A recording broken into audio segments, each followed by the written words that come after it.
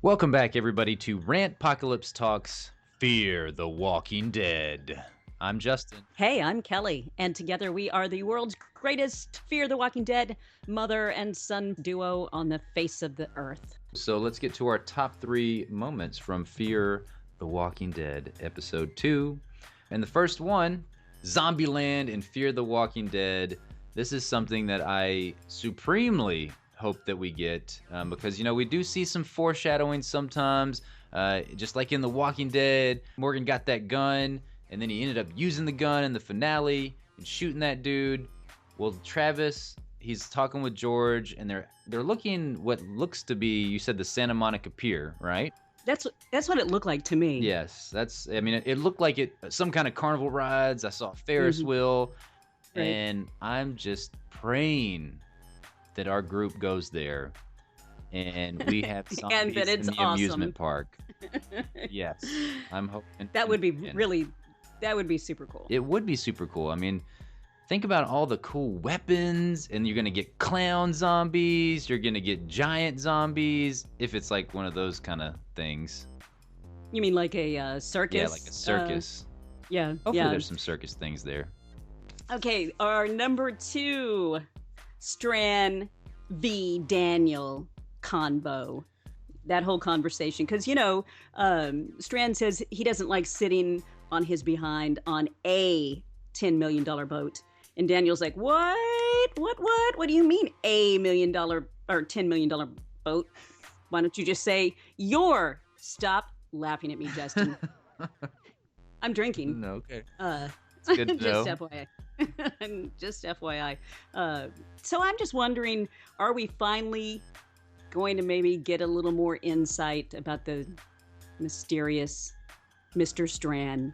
I hope we do. I mean, we had an interesting conversation that he had with somebody on, was it a sat phone or was it a regular phone? I can't recall it at this point. And he goes, "Yes, it's me. What's the latest you can push it down or push it? Sundown. I'll be there."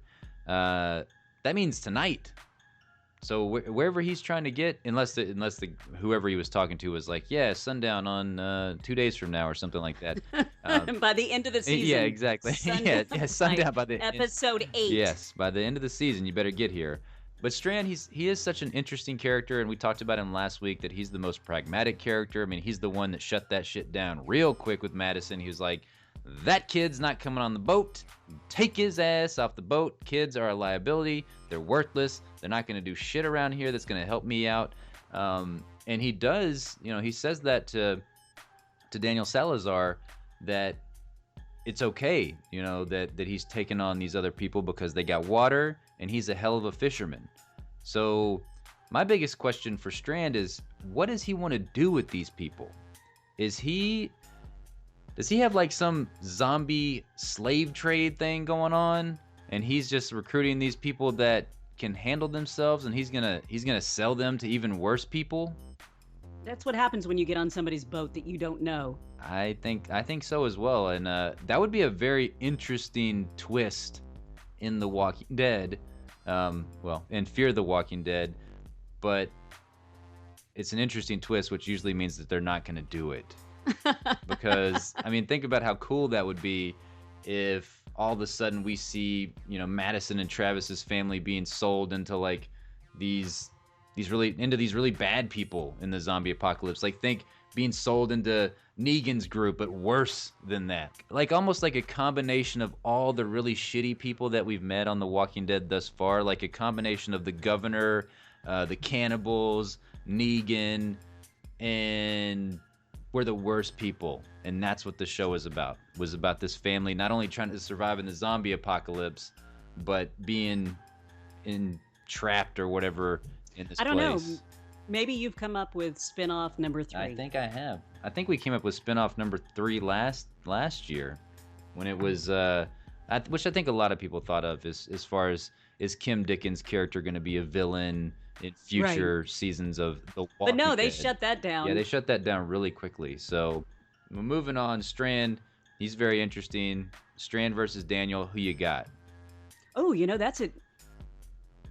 that's interesting. Yeah. I'm going to go with Daniel. He's very cruel, as Ophelia pointed out earlier in the episode. Whenever she compared him to the zombie apocalypse, it's a tough one. We haven't really seen Strand's ruthless side in the sense of, I mean, we saw Salazar totally and brutally peel that kid's skin off. Yeah, exactly. We saw him torture the crap out of that guy, Sean Haddis's character. We haven't seen the physical side of Strand. We know that he's got the smarts. Like, we know that he can move the chess pieces how he wants to move them. He's kind of like, to me, speaking of Game of Thrones, he's kind of more of the Tywin Lannister. Or Littlefinger. Littlefinger might be a more apt description. Yeah. Than Tywin Lannister. But I think that he's got Tywin Lannister in him. We just haven't seen it come out yet. See, at this point, I don't know what to think about him. I mean, just because he's got a fancy house and a nice boat. Yes. What do we know? No, we don't know a lot. He is by far the most mysterious character, I think, on the show. All right, let's get to our number one. Number one was a really cool moment, though, and that was Zombie Kid. Which we haven't got. I don't think. We try to think back. Have we received a zombie kid that actually ate someone? Yeah. No, not that we've got to witness. Now, Dwayne did. No, I take that back. It was his mom that killed him, Yeah. Morgan's son. So no, we haven't really heard about. We've definitely not witnessed it. And this we got to witness, and that was pretty cool. Even though we didn't get to witness it quite as much as I would have liked to see. I know. You only saw one really, really good shot of Willa as she ate her mom, and it was like she was, like she was pulling a bit from her neck, is what it looked like. But it was a really intense scene. I didn't see that coming. That Willa was going to be the one that turned. I honestly, I think it did take me by surprise. The fact that, I was definitely surprised. That's what ultimately happened in this episode, is that one of the family members turned into a walker.